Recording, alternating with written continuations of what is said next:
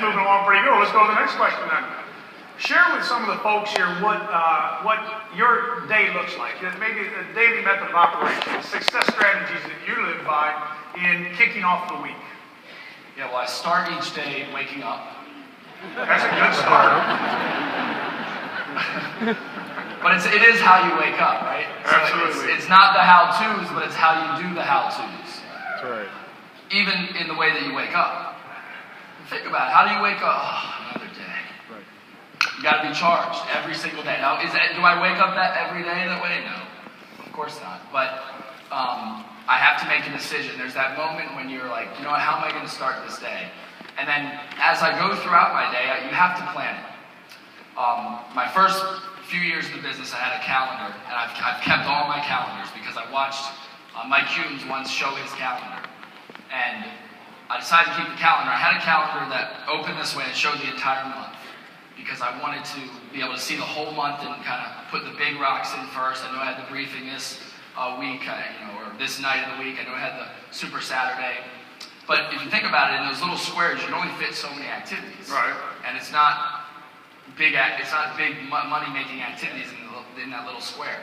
So it took me 3 years of doing that to have this simple thought, which was I should probably get a daily planner. Brilliant idea. So what I did in the last year is I had two.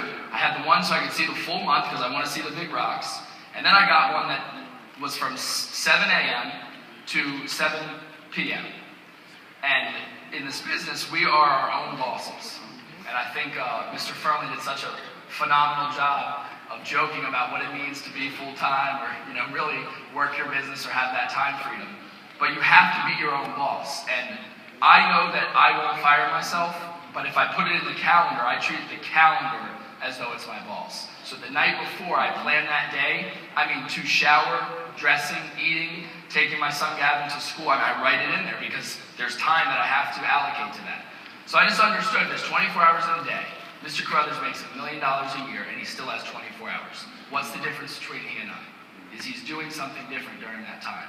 So there isn't any specific activity, but it's planning those activities and then just living your life, I think. And you'll realize, one of my top leaders that I've met in Orlando, I met him in a pool. And I didn't even plan to go to the pool that day. I wasn't like, go to pool, meet Davis. I just figured I'd go to the pool. But I met him, and he's just right there at executive director every single month. So that's probably maybe the best way to do it. So it sounds like to me, you treat the business like the business that it is. And I think what I also hear you say is that, look, if I don't discipline myself in my own business, someone's going to discipline me in theirs. So you hold yourself accountable to the little things, the process, the tracking. And it took you, 2 to 3 years to put that, to get the planner together? Is that what you said? I'm just trying to figure out who your coach was on this. Well, you it's not this guy over here, was it? I know it sounds like it took 3 years to figure that out, but you think you're doing it before you're doing it. Right. Self-deception is the most dangerous thing If you weren't good and you knew you weren't good, like, I'm just not really trying very hard, or I'm just not very talented, I don't have skill, I don't have the mindset, that's different. It's the people that think that they're good and they're not doing the activity every single day.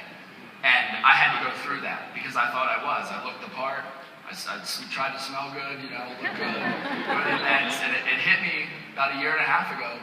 If you want to make 6 figures, you need to do 6-figure activity. Fantastic. Right. But here's the caveat. There's still the cultivation period. So I start planting 6-figure seeds, but I don't harvest the 6-figure seeds right away. I still have to go through that 6-figure seed cultivation to get to that harvest. Good. That's good. That's good. I like that. Sounds like also in there you hear the little old adage, the enemy of great is good, and the activities. And so we only have just a couple seconds left. What would you share with all the amazing leaders that are certainly here this weekend that have gone through trials and tribulations to get here, from the platinums to the brand new junior associates? What kind of advice would you share with them as they get ready to not only endeavor the rest of this weekend, but go home on Sunday and Monday? Commit to the process. It's the first of the 10 core commitments. Commit to the process. It's a process. You have to go through it. And as you face the trials and tribulations, which you will, they're going to beat you up. You are going to get your nose bled. But it's not how hard you get hit. It's how hard you can get hit and can get back up. And embrace it.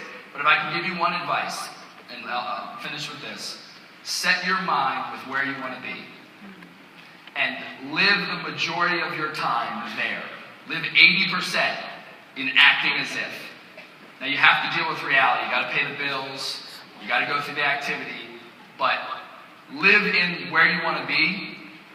And then as you go through all the incidental 4 or 5 years of work, blood, and guts, it won't feel that bad because you were never living in that trial and tribulation. You were always in the future. And the cool thing is that you don't actually get to where you're going. Where you are going gets to you because you've attracted it. That's right. All right, there you go, ladies and gentlemen. The great Nathan Moore. Let's